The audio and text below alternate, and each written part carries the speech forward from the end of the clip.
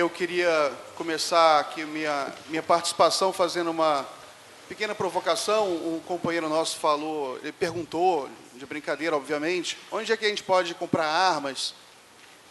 Porque, de fato, a situação, quando a gente não vê saída numa situação política muito dramática, a gente acaba pensando nesse fetiche da guerrilha. Mas, de fato, existe uma arma que a gente precisa comprar, precisa usar, que é a arma moderna da luta política, que sempre foi a arma da luta política, que é a informação. É a melhor arma. Eu queria lembrar uma anedota que se fala sobre o Mao Tse-tung. Perguntaram ao Mao Tse-tung o que ele achava da Revolução Francesa. Ele respondeu que ele achava que era muito cedo ainda para avaliar a Revolução Francesa. E, de fato, aquilo se revelou sábio, porque muitas conquistas da Revolução Francesa só vão se materializar depois da Segunda Guerra Mundial. Toda a universalização do voto feminino, por exemplo, e a universalização do voto, de maneira geral, só acontece depois da Segunda Guerra. E de certa forma, a Segunda Guerra ela foi o resultado de um processo de luta de classes em que estavam em jogo princípios que nasceram na Revolução Francesa. Eu fiz um texto aqui para acompanhar, então, às vezes, eu vou fazer uma pausa só para eu me perder. O Vanderlei Guilherme dos Santos, ele publicou um livro anteontem, eu participei do lançamento, em que ele resgata, mais uma vez, esses dados, que, inclusive, é uma coisa recorrente na obra dele, sobre o crescimento da participação popular nas democracias do mundo inteiro. No caso do Brasil, o caso do Brasil é um dos mais impressionantes. O Brasil, não só a população brasileira, ela quase quadruplica desde a década de 50, como o eleitorado brasileiro, ele decuplica. Então, se o João Goulart, ele foi eleito com 5 milhões de votos. A Dilma vai ser eleita com 54 milhões de votos. Então, a magnitude da democracia brasileira hoje é outra, e também a magnitude do golpe que a gente viveu, do ponto de vista de atentado democrático, também é muito maior. Com o fato da democracia no Brasil e no mundo, ela ter se universalizado do ponto de vista do sufrágio, faz com que o domínio da informação seja mais importante do que nunca. Porque antes, como você tinha a população excluída do processo, você ainda podia fazer um certo acordo entre vanguardas políticas para você dominar um governo, fazer uma revolução. Hoje em dia é mais difícil. Então, o próprio capital percebeu isso e ele acentuou o seu domínio sobre a informação, que hoje no mundo é absoluto. Até os grandes jornais, supostamente de centro-esquerda, progressistas europeus, hoje estão nas mãos de grupos financeiros internacionais. Então, você vê o Libération na França, o The Guardian, eles têm um certo pedigree progressista, de esquerda, mas eles concordam, de maneira geral, com as grandes diretrizes da geopolítica global, que são as guerras, os golpes. Então, eles concordam com isso, porque eles ganham dinheiro com isso. Então, o problema da mídia nunca foi tão central para a humanidade toda como hoje.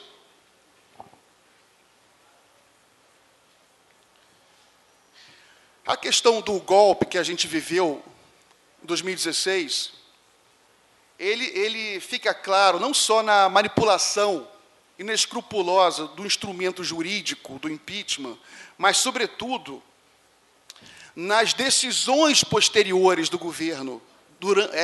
O governo que é montado e as decisões, o desmonte muito célere e violento de decisões que foram tomadas não apenas pelos governos eleitos, 4 vezes consecutivas, mas decisões tomadas pela sociedade brasileira, porque os governos eleitos, eles tomavam decisões baseadas em consensos construídos, muitas vezes com dificuldade, nos debates públicos. As decisões da Petrobras não foram unicamente decisões de governo, foram decisões de ordem social. A criação de programas sociais são frutos de debates que remontam a décadas no Brasil. E tudo isso, essas coisas, quando vão sendo desmontadas, mostram o golpe e a violência do golpe. O Gabriele, aqui ao meu lado, ele falou muito brilhantemente sobre a maldição do petróleo. Isso é verdade. Só queria fazer também outra pequena provocação, dizendo que a gente sabe também que os países árabes, e ele conhece muito mais a história do petróleo do que eu, que eles viveram esses altos e baixos, vivem até hoje, inclusive hoje vivem na baixa, mas o imperialismo, ele deu golpes nesses países, em quase todos os países árabes eles sofreram golpes de Estado, financiados pelo imperialismo e pelas empresas de petróleo, e esses países eles conseguiram dar a volta por cima, dando contragolpes, nacionalizando as suas empresas de petróleo e determinando processos de investimentos, de acelerado crescimento, o caso da Líbia, o caso do Iraque. Hoje, com as últimas guerras, os últimos acontecimentos da geopolítica, do petróleo, mostram, por exemplo, se você vê o que é o Iraque hoje, o que é a Líbia hoje, você vê como que a informação foi manipulada para você ter o apoio da opinião pública a essas guerras que não trouxeram bem nenhum à humanidade. Os países estão destruídos, milhões de pessoas morreram, e nenhuma democracia floresceu ali. O papel, por exemplo, do New York Times na guerra no Iraque é conhecido. O New York Times ele foi o jornal que ele tem um cunho progressista liberal nos Estados Unidos, mas foi ele que praticamente chancelou a mentira do governo americano, da Casa Branca, de que o Iraque possuía arma de destruição em massa. E foi essa informação que chancelou a decisão do governo americano, contra a ONU, inclusive, de destruir o Iraque. Então, por aí a gente vê a importância da informação. E, no caso do Brasil, também está muito claro. A gente, aqui no Brasil, a gente tem um domínio da mídia que é também brutal. E ele, por exemplo, a mídia ela controla a agenda política. A presidenta Dilma, agora, ela está viajando o mundo e ela tem falado mais sobre a necessidade de regulamentar a mídia. E ela fala sobre as 6 famílias que dominam a mídia brasileira. Só que essa informação também é errada. Não são 6 famílias. A gente tem que dar mais detalhes para o mundo entender. É uma família que domina a mídia do Brasil. É uma família, porque você tem uma hierarquia dentro do sistema midiático brasileiro. Então, você tem uma família que domina. Você tem 6 famílias, tá? Mas uma tem 80, outra tem 5, outra tem 1, outra tem 2, outra tem... Então, você tem uma hierarquia dentro desse sistema, e esse sistema ele funciona como um cartel, ele não concorre. Então, você tem as orientações básicas, as agendas políticas básicas, elas são repetidas por todo o cartel. O caso da Lava Jato é claro, a gente vê como você vê elas funcionando em bloco. Inclusive, elas se aliaram aos setores do judiciário com um fim determinado de desmontar o setor de petróleo. E eles declaram isso abertamente. Eu lembro que, na gestão do Gabriele, a Petrobras enfrentou algumas crises de cunho midiático muito forte. E eu lembro quando o Gabriele criou aquele blog Fatos e Dados, que ali foi importante, porque veio com uma iniciativa simples, desmontou uma crise como aquela. Então, eu acho que também o campo progressista ele tem que perder o medo. Voltando a Mao Tse Tung ele chamava o imperialismo de tigres de papel. E nunca isso também me pareceu uma verdade tão clara, porque o imperialismo hoje ele se baseia de uma forma mais forte que antes no soft power, no convencimento da opinião pública. O campo progressista, eu sinto muitas vezes que ele tem um fetiche, como se fosse muito difícil você fazer uma mídia. A gente não pode concorrer, a gente nunca vai poder vencer a Globo, isso é impossível. É claro que é possível. Se o Vietnã, o Ho Chi Minh conseguiu vencer os Estados Unidos, você tem que criar um sistema democrático de mídia brasileira. A gente não vai conseguir retornar à democracia se a gente não mudar isso. Você, por exemplo, o sistema de mídia... Ontem foi lançado o Manchetômetro, do João Feres, que é um indicador do papel das principais mídias na avaliação política dos governos. É muito interessante, depois de vocês entrem, manchetômetro.com.br. Depois eu fui conversar com uma moça do Maranhão, que está fazendo pós-graduação nessa área de mídia, uma moça muito combativa, e ela explicou que, por exemplo, a repetidora da Globo no Maranhão, ela não recebe um centavo da publicidade nacional. Para isso você ver, a concentração financeira de publicidade na Globo é uma coisa também que não existe em lugar nenhum do mundo. Então, é uma monstruosidade a falta de diversidade. Aí eu entro numa terceira provocaçãozinha, que é o seguinte: o Brasil descobriu o pré-sal e ele entrou no mundo dos adultos. E ele continuou brincando que nem uma criancinha bobinha. Quando ele descobriu o pré-sal, ele tinha que ter mudado sua atitude de forma a criar, por exemplo, uma coisa que a gente nunca criou. Agora é um ensaio disso, mas um think tank, um centro de inteligência de altíssimo nível, que durante todos os governos Lula e Dilma, os únicos think tanks no Brasil são tucanos, acho que é SEBRAP, o presidente é o Fernando Henrique Cardoso. Esses think tanks seriam muito importantes para a gente discutir a arquitetura institucional brasileira de forma em alto nível, para a gente conseguir subsidiar o governo, subsidiar o Congresso, subsidiar a opinião pública, para a gente fazer algumas mudanças substantivas. Ao invés disso, o governo e a Petrobras financiou o seu inimigo, financiou a Globo, que é contra a Petrobras. Bilhões e bilhões de reais para a Globo. Então, a gente tem que ver esses erros, porque eles vão ser revertidos. Eu acredito nisso. Por isso que eu citei o Mao Tse-tung no início, porque eu acho que a gente não pode ver a história como curto prazo, porque senão é muito depressivo. A gente tem que entender a luta política como um processo de longo prazo que ultrapassa, inclusive, as nossas vidas. Então, eu acho que a gente tem que entender a vitória política não como uma vitória eleitoral eventual que possa acontecer em 2018, 2020. Mas a questão da vitória política, eu acho que ela tem que ser vista como a sensação de a gente não estar mais sozinho. Quando a gente conseguir criar isso na sociedade brasileira, mobilizar setores importantes da opinião pública, a gente já vai ter vencido. Porque quando a gente conseguir isso, é só questão de tempo para o campo progressista, popular, voltar ao poder com muito mais força. O varguismo, por exemplo. O varguismo teria sido possível e se consolidado até hoje, sem a última hora, a criação da última hora.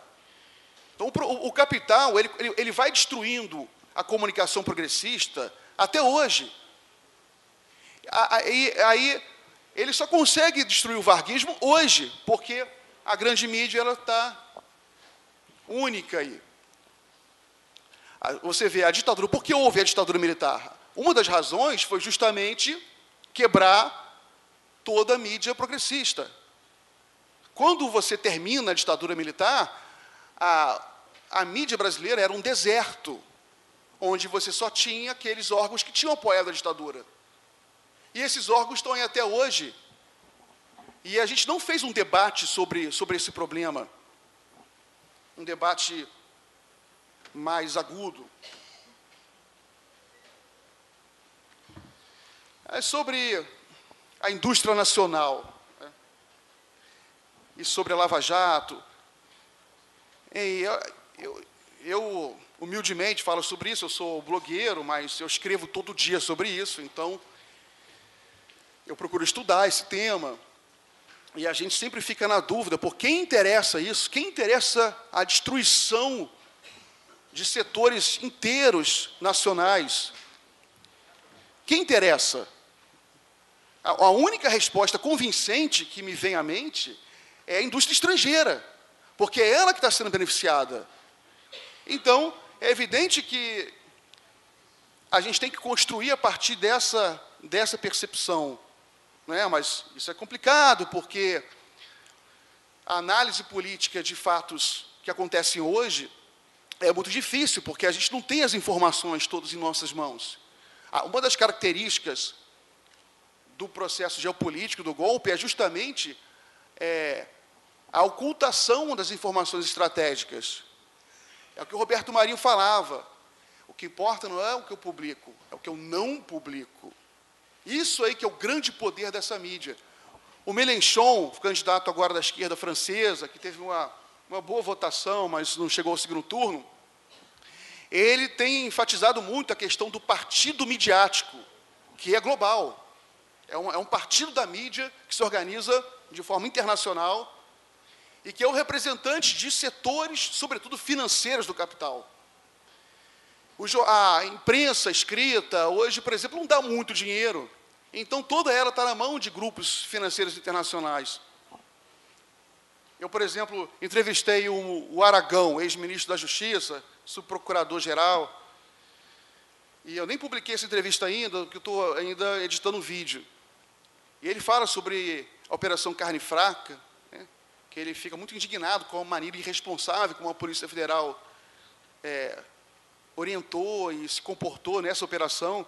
E ele fala sobre a ingenuidade de setores da população, sobre a JBS. A JBS é uma grande empresa de carne, pode quebrar mesmo. A JBS é internacional. Ela não vai quebrar. O que ela pode fazer é parar de produzir carne no Brasil. Ela parar de comprar carne de produtores brasileiros e compra carne de produtores americanos, como já começou a fazer. Agora, é evidente que isso acontece porque a gente não tem um sistema de comunicação que no primeiro momento, já teria que ter acusado isso. Até, inclusive, para você não ter esse tipo de agentes de segurança que são totalmente descomprometidos com o interesse nacional. Então, isso é um problema grave, que a gente viu também na Lava Jato. A própria Globo, né?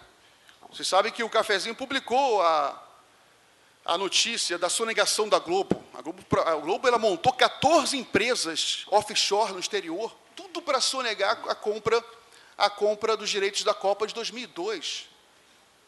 Ela foi condenada pela Receita, depois o processo sumiu, foi roubado esse processo, foi roubado por uma funcionária da Receita que depois, misteriosamente, foi solta, teve advogados milionários. E foi um processo sinistro. Eu lembro que eu publiquei esse fato, e era estranho, porque a grande mídia não dava essa informação, como os jornais que supostamente eram concorrentes da Globo, SBT, ninguém dava nada. Então parecia que eu que era um louco, que aquilo não existia. Mais tarde, como aquilo foi crescendo na internet, começou a aparecer. A Folha publicou a matéria, um blog publicou, não fala nem o nome do cafezinho. Nunca vi isso. Dá informação, não dá o nome da fonte. Então, aí, a Globo ela devia a Globo tinha uma dívida de mais de 4 bilhões de reais, e ela supera a crise vendendo bonds. Ela transforma toda essa crise em bonds internacionais. Ela contrata um escritório americano, que às vezes eu brinco que parece aquele escritório do filme Advogado do Diabo, sabe, o advogado é o próprio capeta. Mas esses bondes foram comprados por fundos internacionais. Ou seja, a Globo também está na mão, de certa forma, de fundos internacionais, porque esses bondes vão ser renovados em 2019 e 2020. Então, quem são esses fundos que são os donos dos bondes da Globo? São os mesmos caras que estão comprando, será? Comprando aí o que eles estão vendendo da Petrobras? São. Eu pesquisei isso, são também. São. A Petrobras sendo vendida para o Brookfield. A Odebrecht está sendo vendida para a Brookfield, grande fundo internacional canadense. Quer dizer, não é origem canadense, mas é internacional. Está comprando a Petrobras, comprando oleodutos, comprando... Então, isso aí... Mas a população brasileira não sabe disso. Então, acho que foi um erro político crasso nosso, quando a gente montar um think tank e esclarecer a população. Montar um blog foi bom, mas a gente tinha que ter montado um sistema, sabe, de informar a população. Na realidade, a gente tem que pensar, tem que reformular o que é política. O campo progressista, ele ficou muito viciado em eleição, ele acha que é só vencer a eleição, pronto, aquilo é fazer política. A fazer política é você convencer a opinião pública para você poder governar. Você teve um governo, Lula e Dilma, que eles, em grande parte, quase não conseguiram governar em vários momentos. Eram acossados pela mídia sistematicamente, não conseguiam reagir. Eu lembro que o presidente da China, ele esteve no Brasil em 2015, ele ofereceu,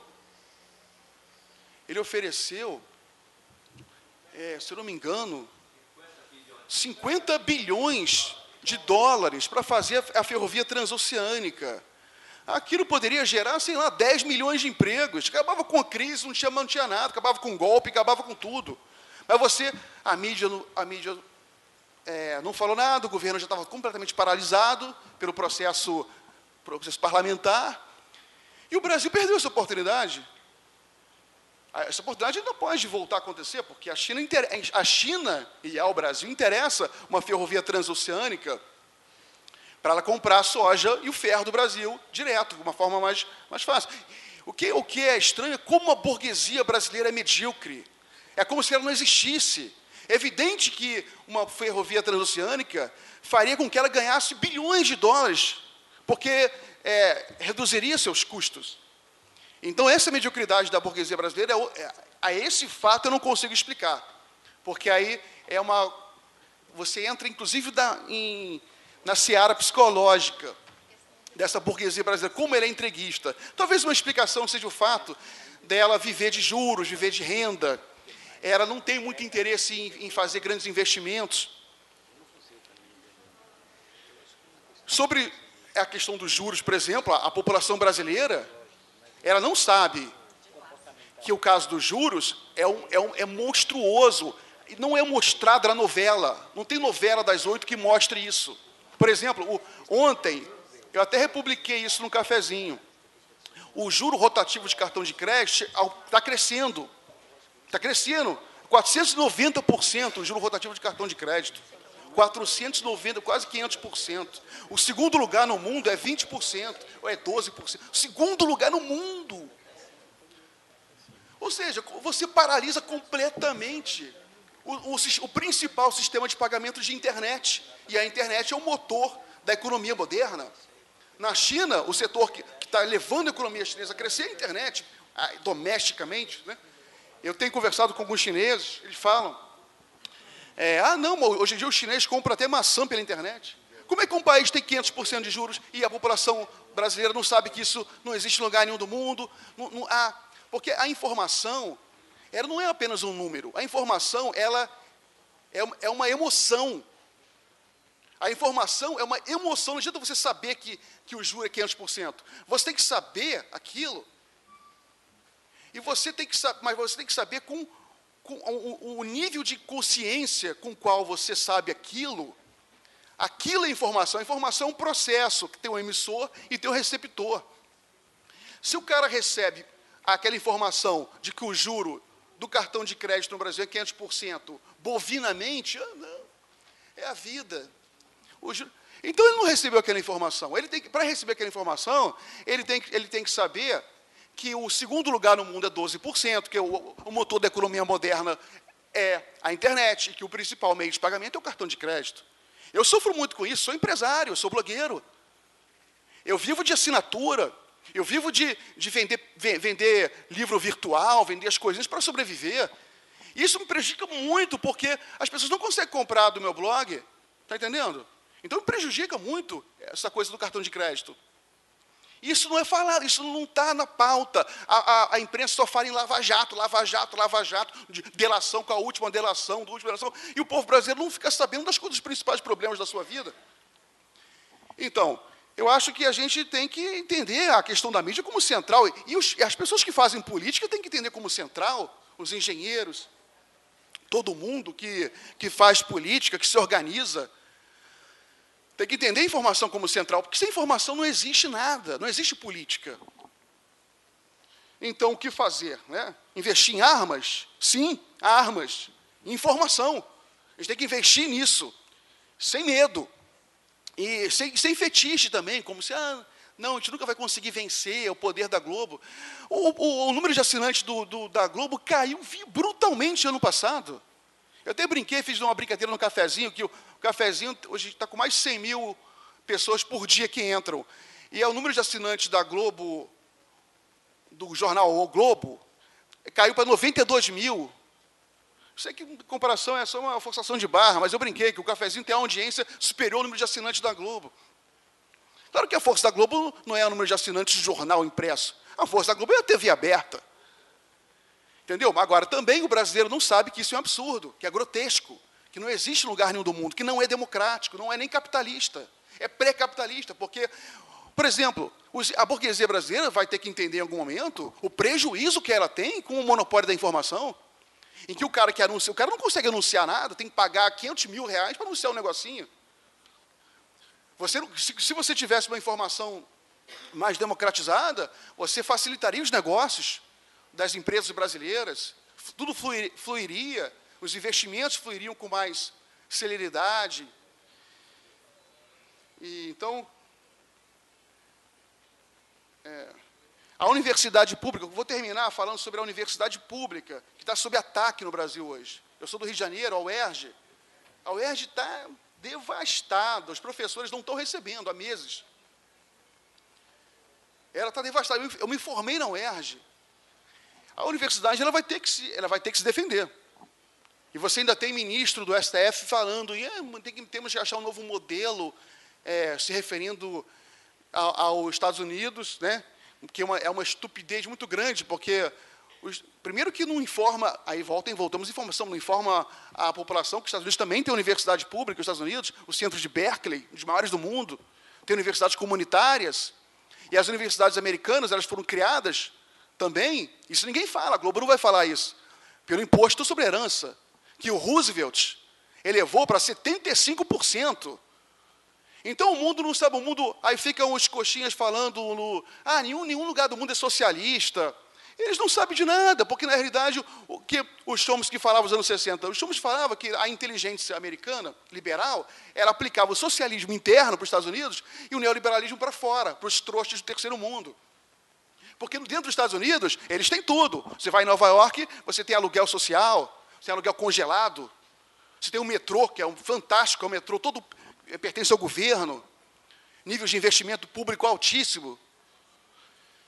Então, essa informação não chega. Então, a gente está desmontando o Estado aqui.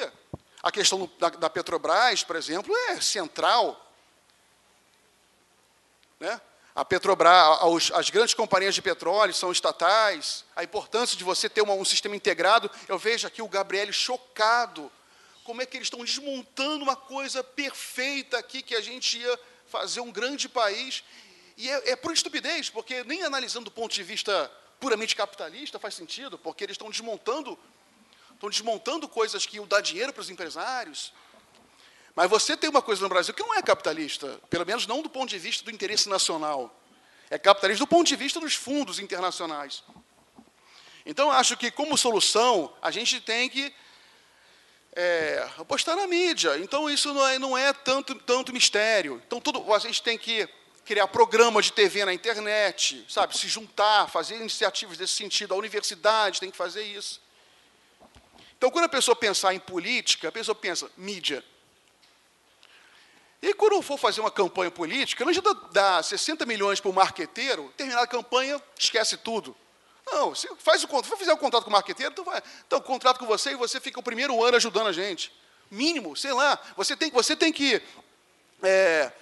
o campo progressista tem que entender que a opinião pública ela é essencial, sobretudo governos progressistas, que vão voltar no futuro. Existe, inclusive, nos estados ainda, sabe? Também não fazem nada. Vão morrer que nem a Dilma, do ponto de vista político. Vai ficar todo mundo, porque ninguém faz nada. Todo mundo fazendo política como faziam há 100 anos atrás, só na eleição faz campanha. Então, a gente vive um momento dramático, o que é uma crise política, evidentemente. Tem até aquele clichê que os palestrantes de autoajuda sempre falam, que crise em chinês é oportunidade.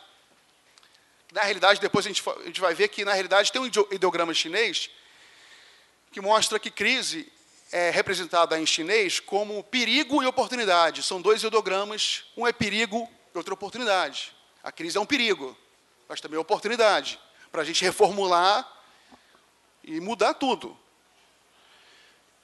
Agora, crise é uma palavra muito bonita, ela vem do grego antigo. Crises, que ela é justiça, ela vem de julgamento. Então, a gente vai ter que julgar e pegar em armas, e em informação. Obrigado.